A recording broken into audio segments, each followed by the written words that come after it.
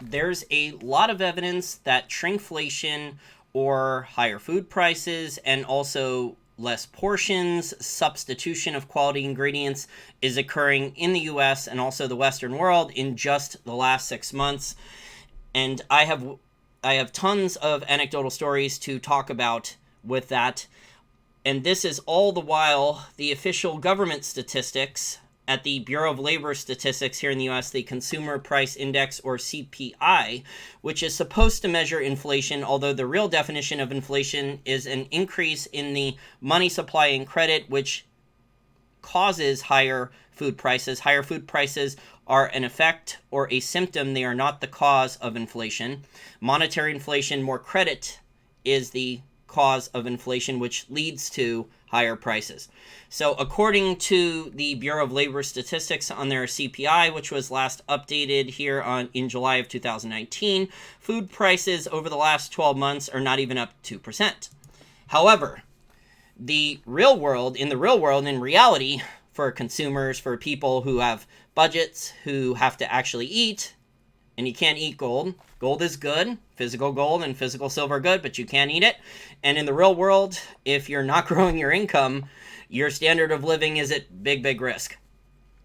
So the real world anecdotal examples that I've personally witnessed, I did not take pictures because I didn't expect to see this. Maybe my listeners should document this and take comparison photos, maybe save this in your phone and start doing this, and we can start doing this on Twitter, maybe hashtag shrinkflation. I know other people have been putting that up on Twitter, or you can email me and I can maybe make a collage or something for the future, is comparison photos of dishes at restaurants.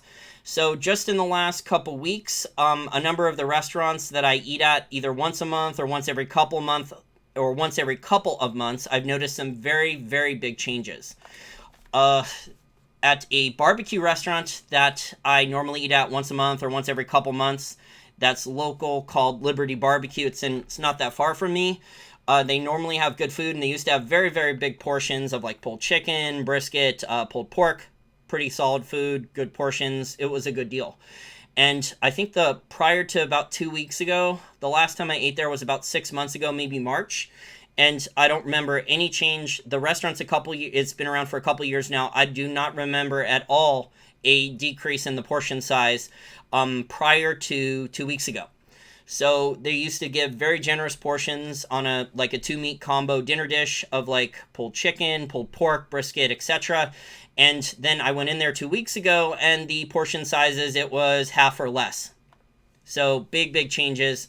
Meanwhile, the menu price, I don't think the menu price changed. It either went up $1 for the 2-meat combo from like 16 to 17 bucks, or it stayed the same. $1 price increase is not a big deal, but what was the big deal is how the portion size dropped, and that is a big decrease in cost per unit.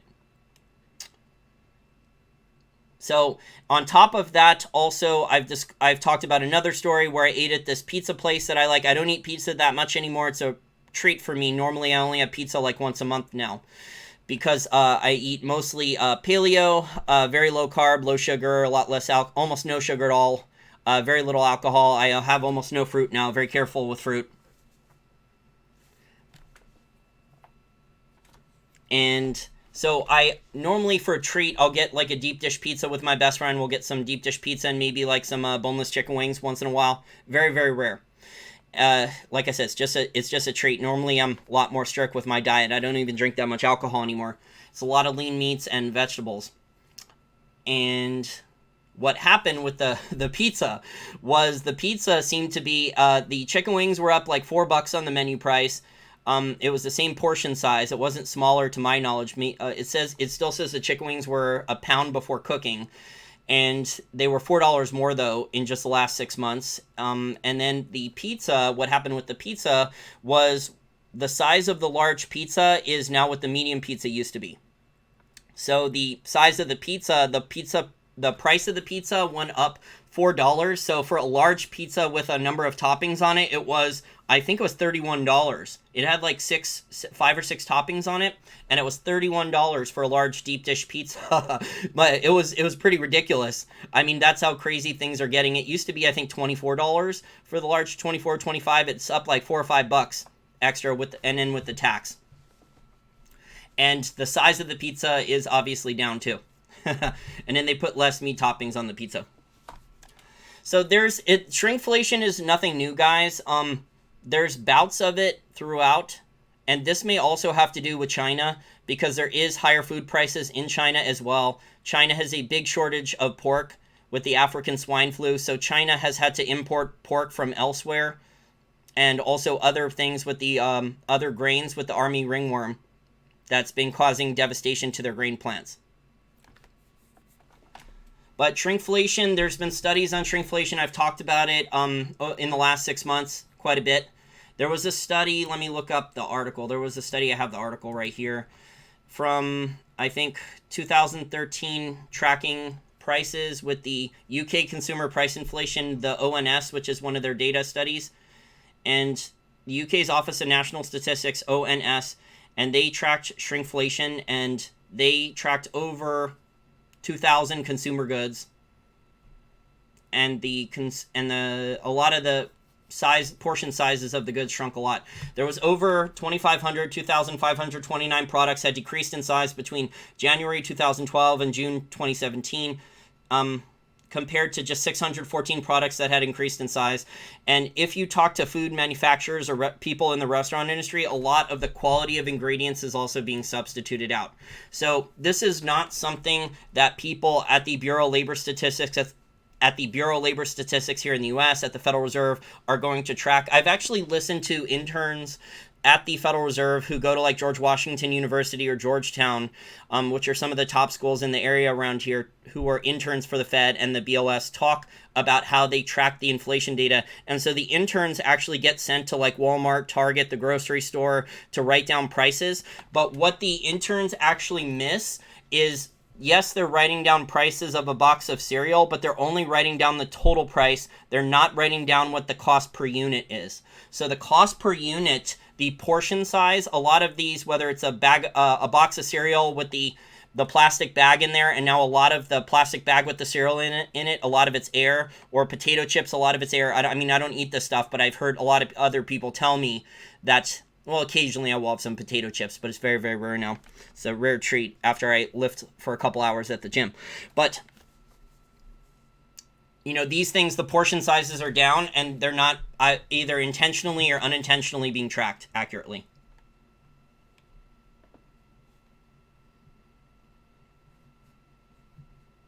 And I think China may have a part to do with it as well, because China is their economy. A lot of people inside the Chinese economy are eating more protein, so there is demand for more beef, more chicken, more pork in China.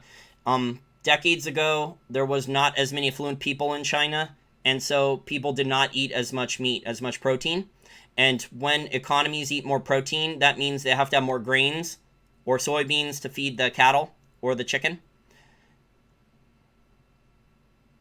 So corn, wheat, soybeans to feed the cattle or the chickens to fatten them up.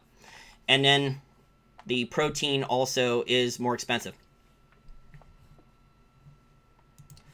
The real world, though, for the best measurements of real world inflation data is you have John Williams of Shadow Stats, and he has his alternate inflation charts using different formulas here.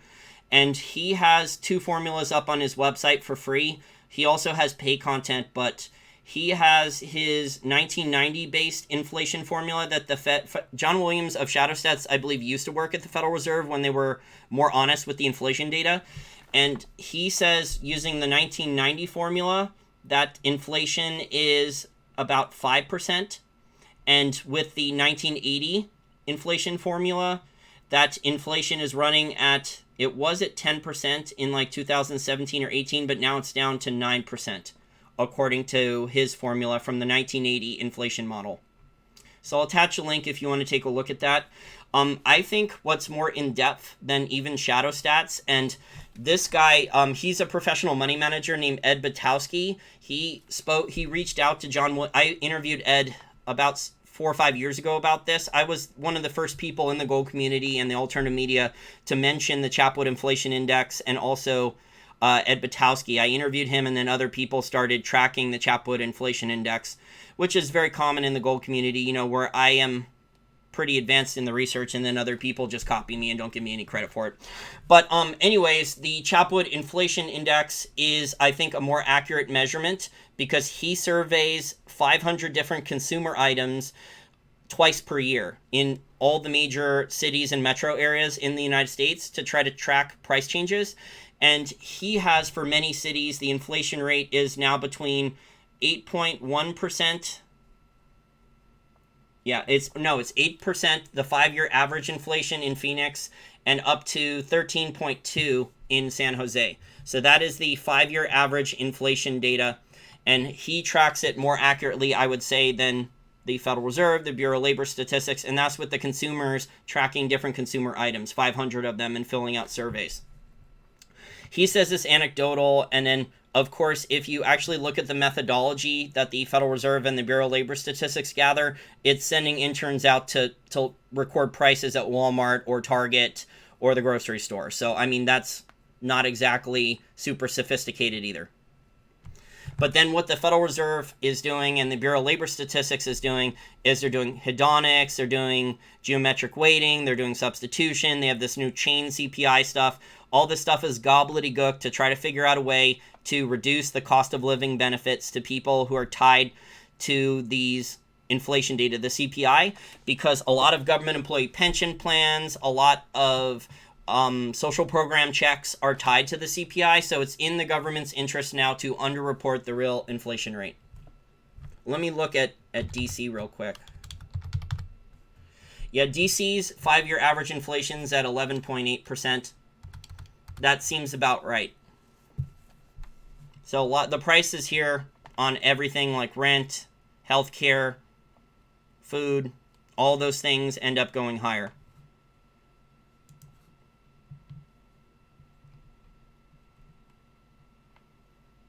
Oh, thank you very much for the super chat. I appreciate it. THR. Wow, $99.99. The price is right. Oh. Thank you very much for basically the $100. I appreciate it. Thank you, Typo, for the super chat. Thank you, Andrew, for the super chat.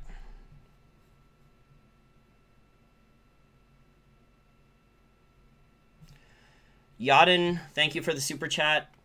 USDA food data shows 2 to 5% annual inflation.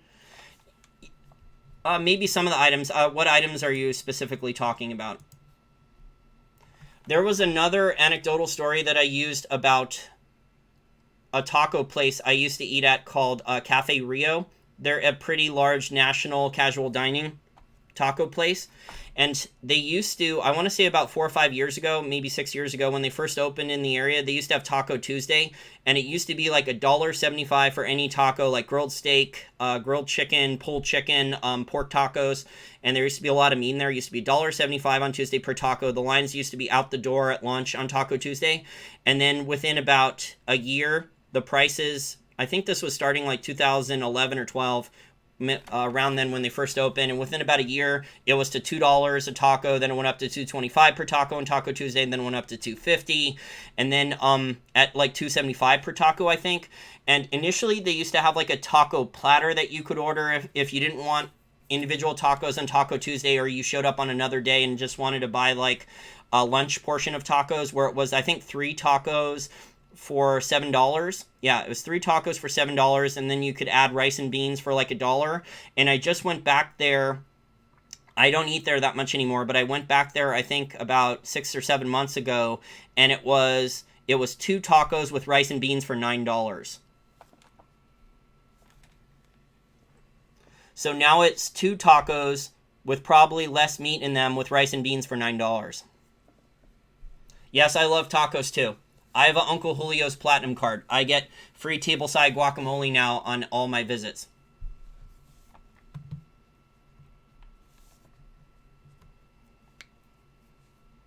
Yeah, so it went from 3 tacos for $7 about 5 years ago, 6 years ago, up to 2 tacos for $9 with rice and beans. Well, I don't know if the average person even realizes this, guys. I mean, the average person just probably will blame capitalism and not understand that these central bankers are flooding. Not only do you have more demand for proteins from China, that's where the big demand increase from proteins is coming from, which is also going to force prices up. And then you have the African swine flu, which has really hurt pork shortages. I've noticed pork prices are up here in the US quite a bit. But also you have the central bankers, all these central bankers flooding the global economy with devalued fiat currency and credit. And so it's the Cantillon effect. The Cantillon effect, he was a very famous speculator who was alive during John Law's Mississippi bubble. He almost got arrested and executed. He fled France, and then he was also alive during the England South Sea bubble. He's actually the only person in history, as far as I know, to profit going up, riding the bubble up, and then also shorting both bubbles. And he's a very interesting life, Richard Cantillon. And Adam Smith in Wealth of Nations actually straight up plagiarized an entire chapter from Cantillon's writings. But Cantillon talked about how when these governments and the printing presses, back then it was a printing press, now it's digital, but when these governments flood with currency, that the price levels will not evenly rise. So the Cantillon effect means that inflation occurs and gets put into the global supply chain, and it goes in unexpected and uneven ways. So the regular modern day economists might say, oh, inflation is going to be 2%. That means price levels on a lot of things are going to go up 2% on everything. But that's just not how things work in reality. Other businessmen might be smarter at maybe a restaurant owner or a distributor in the restaurant industry may have hedged and locked in cheaper prices on input ingredients for 6 months or a year, and so they're not going to get hit as much with higher prices at first. So there's a lot of different scenarios for why prices rise. I know how to cook. I just have to make all these videos to make money. I know how to cook. I'm very good with marinating, spice rubbing. I know how to cook. A lot. It's just time consuming. Cooking all the time takes up a lot of time.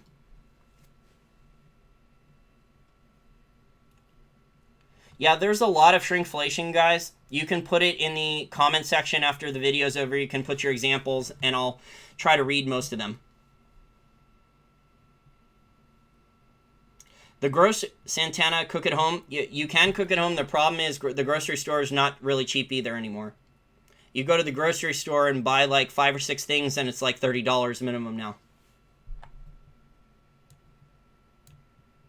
I remember a couple years ago, I could go to the grocery store and a similar basket of stuff would cost maybe $20, and now that similar amount of stuff is like about 30.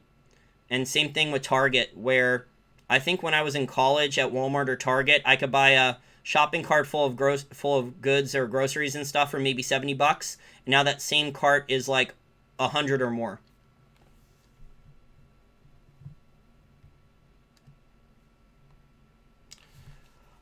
You don't want to buy food futures. It's too much. Those contracts are too big. What would be smarter, Santana, is if like you take delivery. If you speak to a local farmer and you negotiate. So you pay for grass-fed beef or organic chicken per month. You could do that with Joel Salatin at Polyface Farms. I think you could go to his website and you could order monthly from him. So you could go to your local farmer and you could order healthier proteins. You could prepay by the month. I think you can do that. You could also go to the farmers market. There's farmers co-ops, and there's companies that are setting up something similar to that now. Joel Salatin's, I think he's in Southern Virginia. So I think like for the people in the DC metro area, I think he ships very fresh grass-fed beef and organic chicken. I think he ships it up here fresh. Yeah, I thought Joel Salatin is doing delivery. He only delivers within a short amount of area, though, I think. I think he does do delivery.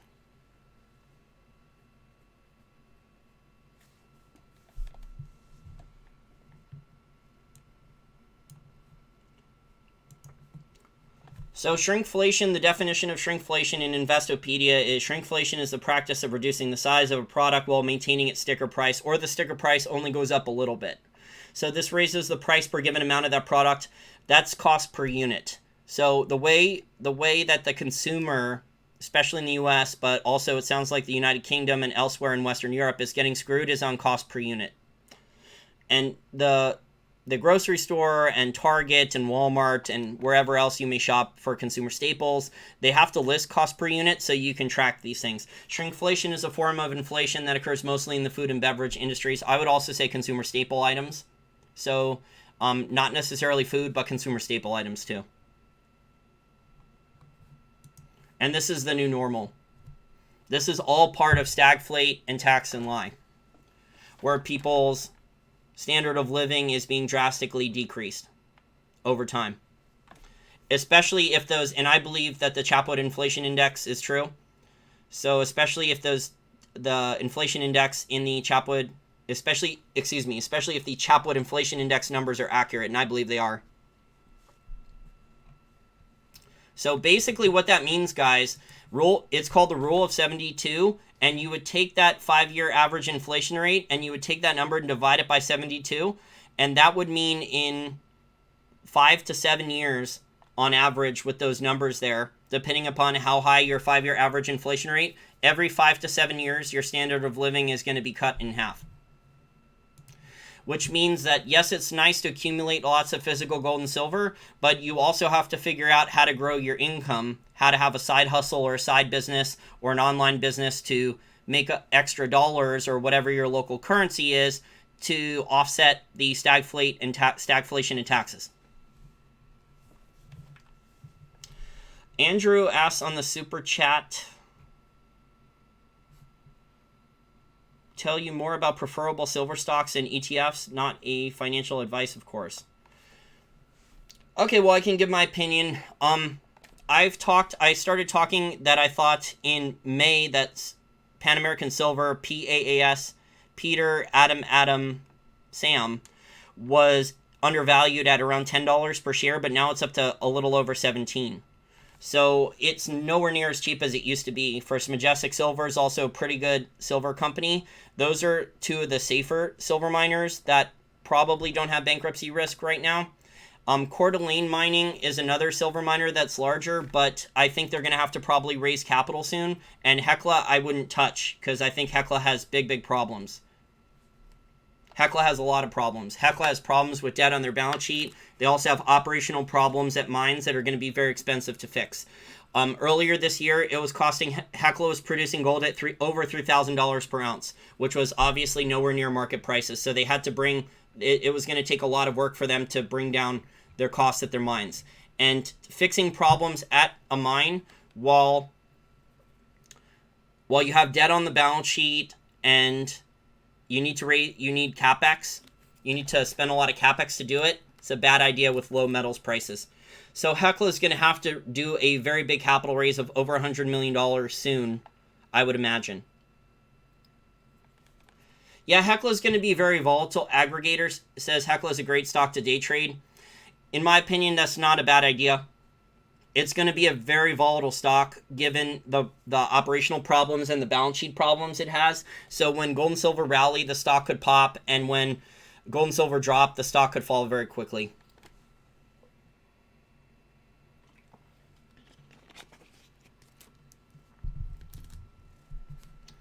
There also, Andrew, is a silver miners ETF, SILJ, that my friend Andrew Chanin came up with.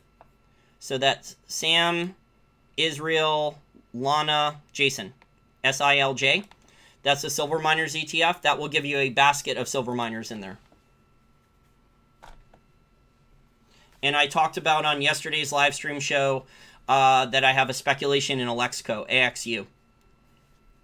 But that's not an investment, that's a speculation. That company has not restarted production yet. They need to raise about another $20 million to restart mining. They already have the infrastructure there from a few years ago when they were mining and they had to stop because silver prices were falling. So they can restart mine. They already have the infrastructure there. They have the power. They have a lot of the things there already. They just need another like $20-25 million to restart mining, which is very low to restart mining considering how much it normally costs to bring a mine online. Thank you for the super chat, Miss Price Share and Sega 12 Bear. Yeah, so I expect the shrinkflation to get much worse before it gets better.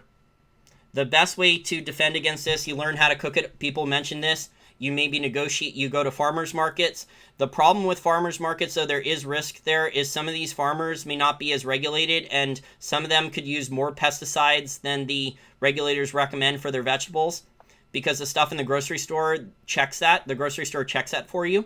All the different grocery stores check that for you. But at a farmer's market, you run the risk of the farmer could be corrupt and lying and could potentially be using way too much pesticide. I've heard stories. So it's not completely risk-free at a farmer's market. You can save yourself if you know what you're doing, but overall, learning to cook and making your own ingredients is probably healthier and a little bit cheaper now. The grocery store prices are still going up, though. But people in general, besides just accumulating physical gold and silver with some of your savings, people, and I hear this all the time, everyone needs more income. Everyone's standard, unless you're a rich Wall Street guy or you're doing very, very well in business, your business is growing or you just got a big promotion at work, almost everyone's income is not rising. So everyone's going to have to hustle now. Everyone's going to have a side gig or two. They're going to have to figure out how to make extra money on the side to offset the stagflation and the taxes. And there's also ways to negotiate too with like local farmers. You can maybe prepay for a certain amount of beef or a certain amount of chicken. There's ways to do that.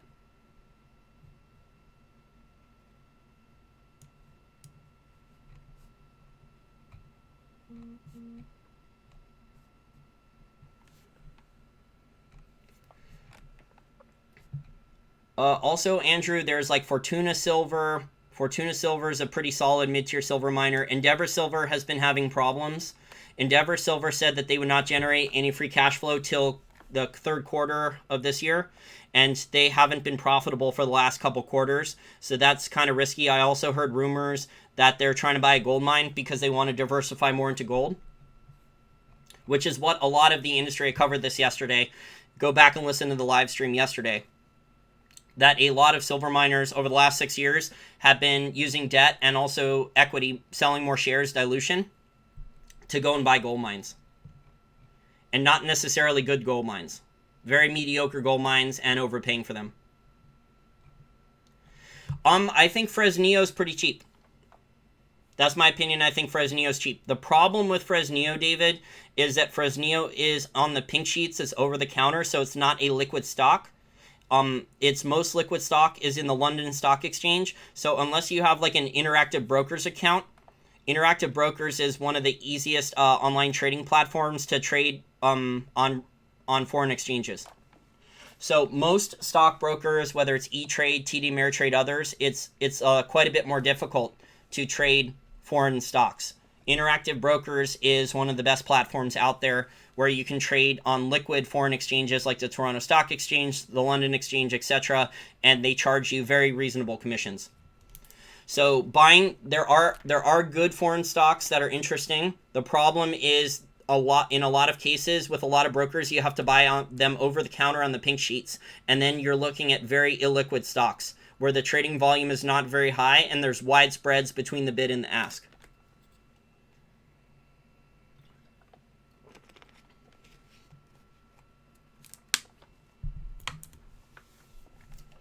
The spreads can be, if on certain over-the-counter stocks, the spreads between the bid and the ask can be very, very wide.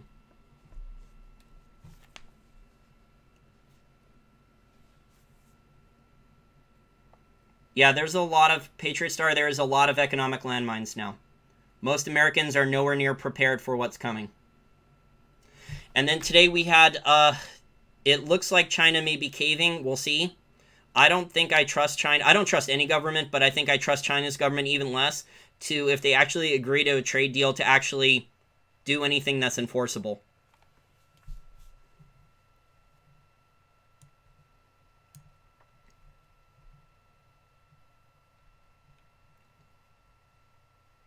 Look at cereal boxes and ice cream packaging. Yes, also chips. A lot of the larger food companies like Campbell Soup and others, they've cut portion sizes too or reduced the quality of the ingredients. What I've noticed, I don't eat that much of that canned soup anymore, but I used to. But I noticed that the amount of meat, the amount of chicken or beef in the canned soup is down a lot. So there used to be a lot of meat in that canned soup, and now it's down to like a couple pieces. There's a couple chunks of meat, and there's tiny, and that's about it. But Olive Garden is doing the same thing, which is kind of that those pasta plates on the picture there are not from Olive Garden. But Olive Garden, I've noticed, I don't eat at Olive Garden a lot. I actually hate Olive Garden now because they use like high fructose corn syrup and a lot of really bad. They don't make their pasta fresh anymore either. When I was a little kid, they used to, like 20 something years ago, they used to actually make the pasta fresh each day. But I don't think they do that anymore. My dad dragged me to an Olive Garden about a month and a half, 2 months ago. And my dad loves the Olive Garden. He doesn't eat very healthy, even though he's a retired doctor. He has diabetes now, unfortunately. And I've tried to get him to eat paleo, to cut back carbs, sugar, to cut back a lot on carbs and sugar. And he doesn't listen to anything I say about that with nutrition. He won't eat. He eats a lot less meat now, which is disappointing. Try to get him to eat more meat, lean meat, and more vegetables. And we went to Olive Garden for lunch, and I don't think I'd been there in about 6 months, maybe longer. And my dad was so angry at how small. My dad ordered like this, the shrimp scampi, and my dad was so angry at how much smaller the portion was. He got a tiny little plate of pasta, and he got a couple pieces of shrimp, and he was really pissed off because what he used to do was he used to eat about half of his meal and take the rest home and finish it later, and there was nothing left to take home.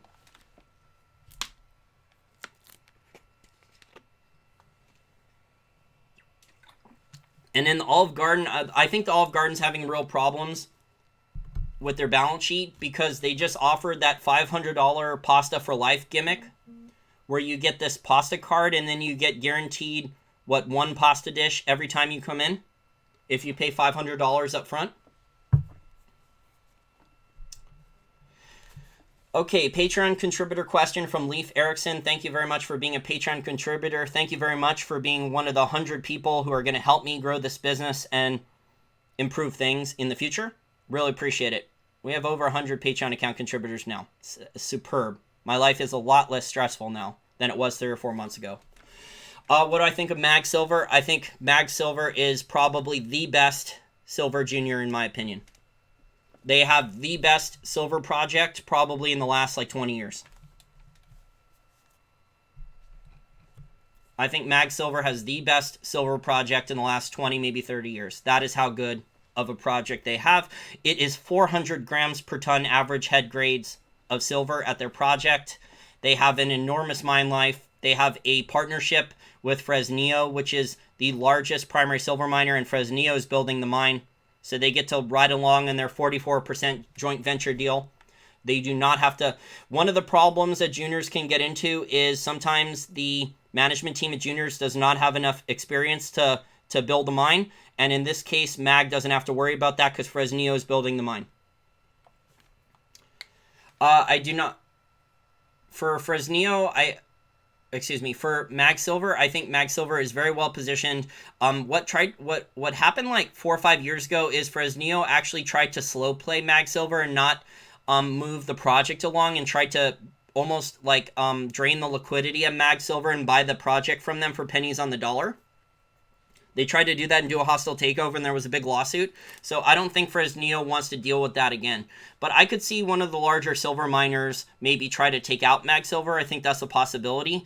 But the geology there, the geologists who have been to that property are very optimistic about how long that mine can run for. I think there's about 30-year mine life in reserves right now for Juan Scipio at the Mag Silver project. So that is the best new silver mine I have seen. They have $10 an ounce all-in sustaining costs, so it's a very low-cost project with very high grade, and Fresnillo is constructing the mine. So unlike other juniors, they have a really good partner who actually knows how to build mines, which is normally one of the big risks for a junior, so that de-risks that. One of the big risks, though, is that the Mexican government, because now Mexico is a net importer of oil, that the Mexican government could decide to increase taxes on miners, but I'm not sure how much they would increase taxes. They did increase taxes on miners a few years ago, and it's possible that the Mexican government, because their oil company, Pemex, has a lot of debt, could try to increase taxes on miners. So that is the biggest risk I potentially see for that project. That project can withstand low silver prices, and it's economic right now at the current silver price. Thank you, David, for becoming my Patreon. I do not have any Patreon specific content yet, but what just happened in the last 2 weeks, I think, is that Patreon now worked out some type of deal with Vimeo, which is a competitor to YouTube, and now I can upload private videos using Vimeo that are only for Patreon contributors. So I'm not sure what type of content yet that I would offer my Patreon only contributors, but I'm open to suggestions. So if you have suggestions, you could put them in below this video in the comments section or email me later.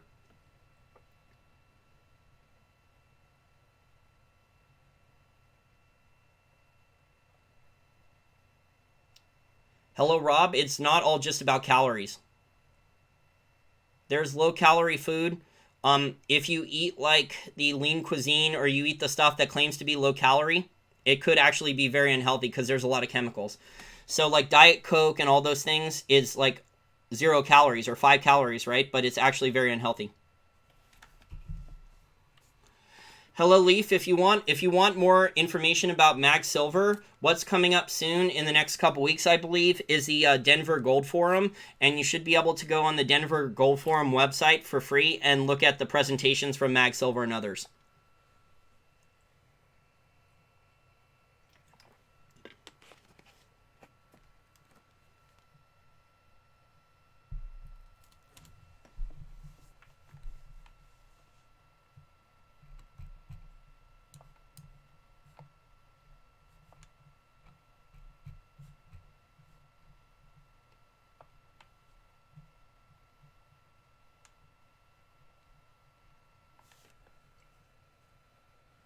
Anthony says your fiat dollar is worth less. Yep.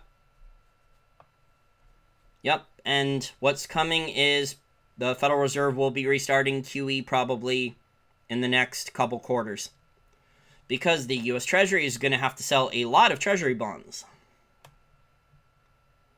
There will be demand for Treasury bonds from insurance companies. They're legally required to buy some. Same thing with pension funds.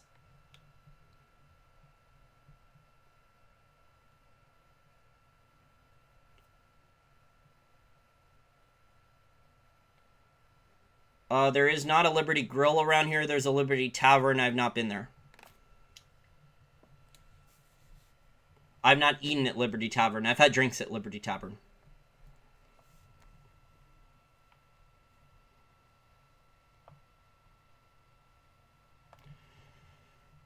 There may be an additional, from speaking with some of the listeners, Big Mac, there may be an additional notification where you have to have a notification hit for live stream. I'm not sure. But yeah, I've heard from over half a dozen people that they're not getting notifications about the live streams.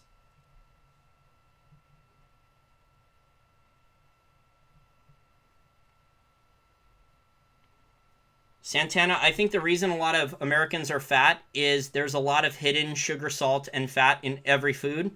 There's the book Sugar, Salt, Fat, where a lot of these large food companies hire the same food chemists. Initially, a lot of these food companies were owned by the tobacco companies. So the goal was to get, Nabisco, and I think others were owned by the tobacco companies, and the goal was to get people addicted to the food by putting in sugar, salt, fat. So if it said low sugar, then it had a lot of salt and fat in it. If it said low salt, then it had a lot of sugar and fat in it. If it said low fat, then it had sugar and salt, a lot of sugar and salt in it. So the combination to get people hooked to eat more food was sugar, salt, and fat. A combination of the three. And the labels are very misleading at the grocery store. I've tried explaining this to my dad. He won't listen.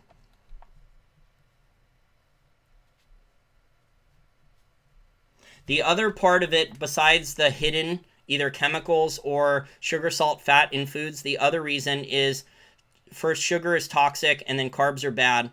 A lot of carbs are bad, especially complex carbs like pasta and rice, and a lot of gluten carbs.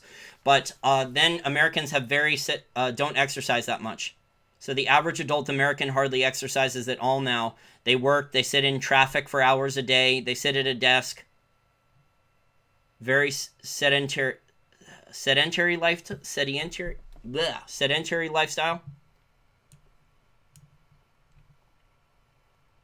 I think I saw one person when I had a desk job a long time ago in the financial industry. I think I saw one person.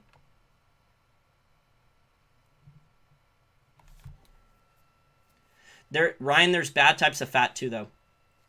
But yes, sugar and carbs are worse. Sugar is like the most toxic thing you can put in your body.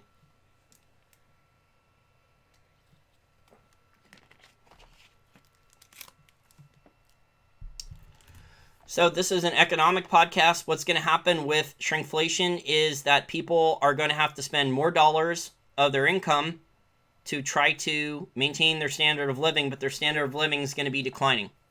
So you're going to see people run up credit card debt, and you're also hopefully going to see people come with side hustles.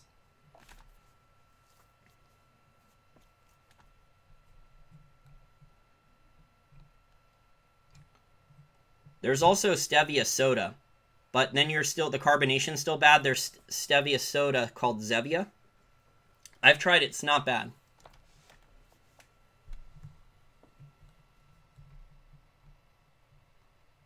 I lost 20 pounds in the last 3.5, 4 months.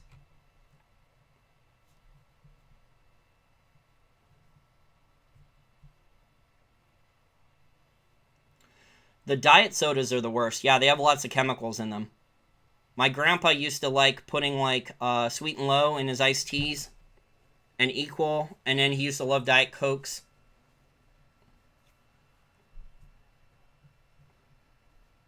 I think Zevia is an all-natural soda. They only use stevia.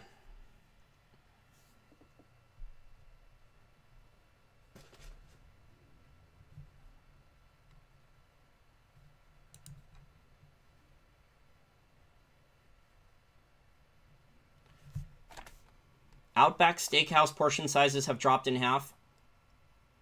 Well, the prices of the steaks are up a lot. I remember when I was in college how a 12-ounce New York strip steak, this was a little 12 years ago, give or take. 12 to 15 years ago during my time in college when I went to Outback Steakhouse, a 12-ounce ribeye steak and a 12-ounce New York strip steak were $15 or $16. Now it's 26, 24, 26, something like that. So the prices are up significantly.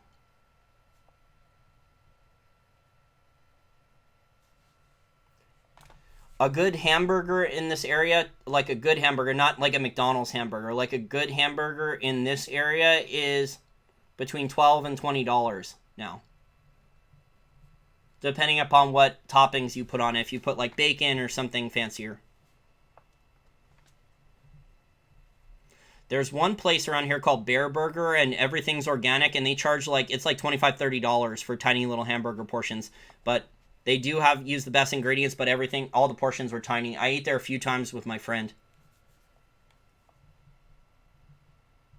It's almost to the point now where a hamburger, fries, and a drink, high quality ingredients with smaller portion sizes, getting to the price of a steak now in major metro areas.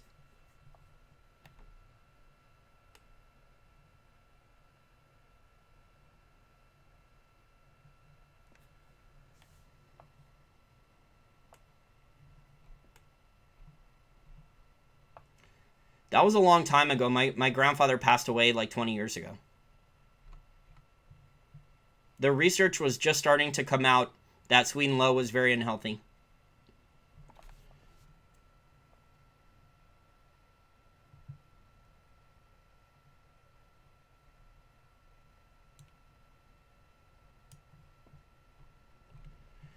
What do I think about emergency foods that are freeze-dried and last 25 plus years? Well, in a crisis, they're fine. In a crisis, they're fine. The problem is most of those foods, Patriot, are carbs. Most of those foods are unhealthy vegetables or carbs. You can buy your own vacuum sealing machine. You can buy your own dehydrator. You could probably save your money with that. You can buy your own vacuum sealing machine or dehydrator. There's plenty of machines that do a really good job of that. I think Wolfgang Puck has a new all-in-one air fryer and dehydrator machine. I saw it on an infomercial last month or two. Yeah, rather than if you're trying to save money and you're prepping, you can do your own canning. You can do your own canning yourself. You'd obviously save money. You can buy your own vacuum sealer. You could buy for your meat, and then that would save you money if you think the meat prices for steak and chicken are going up. You can do your own vacuum sealing, and then you could also do your own vegetable and fruit dehydrating.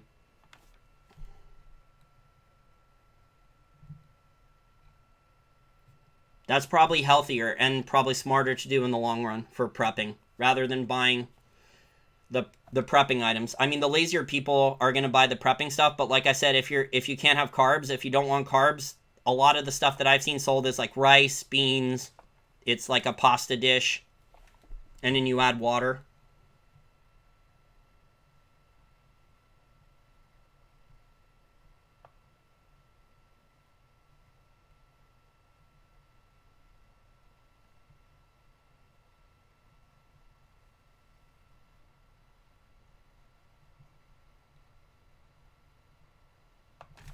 I think Wheaton Precious Metals is set up very well in the long run. They had some issues over the last couple years. One thing the management team did do is they over-leveraged the balance sheet, so I would like to see them pay down more debt. They also had silver deals over the years that they've had to either write off or restructure. They did deals with all these new silver producers from years ago, and the silver market has been so bad that many of those silver miners either went bankrupt or couldn't produce the silver or had to sell their mines to other miners. So those deals have had to be restructured. And that just shows when Silver Wheaton has to change their name. I talked about this yesterday. When Silver Wheaton has to change their name to Wheaton Precious Metals, it just shows the dire straits that the silver industry was in. So I think Silver Wheaton they have a lot of cash flow coming in. Their management team has been very aggressive compared to the other larger royalty and streaming companies about using debt, leverage on the balance sheet for deals and things like that. I would like to see less debt. I don't think they're going bankrupt, but I think they need to focus on paying down debt. The share prices were pretty cheap the last time I looked at them.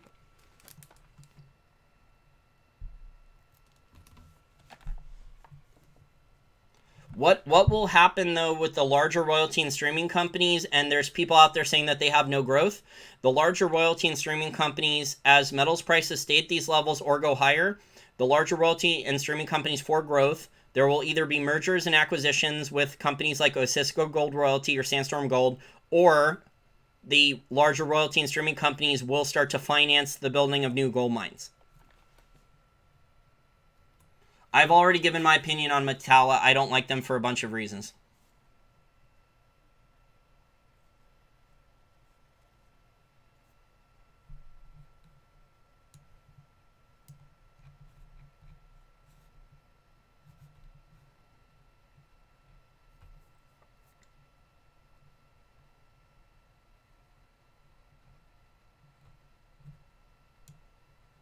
Okay, guys, well, I'm getting tired for now, and I may jump online later and do another live stream show, but that's it for now. If you want to read up more on shrinkflation and you want to take a look at the Chapwood Inflation Index, you want to take a look at how ShadowStats calculates inflation, and also the CPI from the Bureau of Labor Statistics, all the links will be in the information and description section after the video is done processing. And also, thank you again to my 100 Patreon account contributors. You guys are really making my life a lot less stressful now. I appreciate it. And, I'm going to continue to grow the channel and provide very interesting, thought-provoking content. I may hop on and we'll see what other types of topics I want to talk about. I may do a trade war. We'll see about this update. I'm reaching out to some of my sources for analysis on China potentially talking about doing a trade deal. We'll see what people say. But thank you guys for now. I'm going to go take a break.